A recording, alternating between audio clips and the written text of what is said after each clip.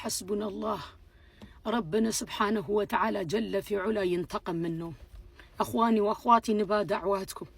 في إثيوبيا في منطقة اسمها أكسوم، يوم الجمعة أخواني وأخواتي اجتمعوا حتى يصلوا، حجموا عليهم معاون الجيش، ضربون، حرقوا القرآن، رموا القرآن في المسجد اللي بيصلوا فيه مكان هم معجرين، لأنه منعون يبنوا المسجد في هاي المنطقة، ما في مسجد.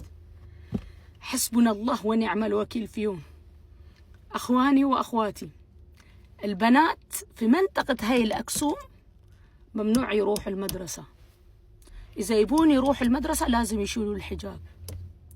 المنطقة هاي المسلمين إذا من أهلهم توفى ما عندهم مكان يأخفروا فيه، مكان المقبرة ما عندهم، ما عطوهم.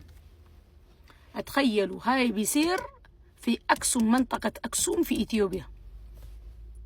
الحين الإمام مضروب في المستشفى.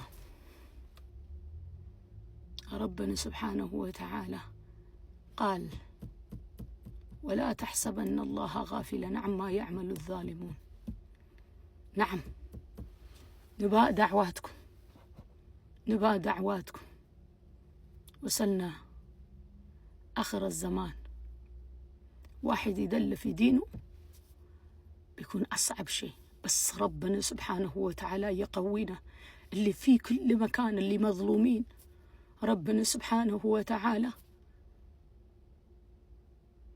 ينتقم مننا. اللهم آمين.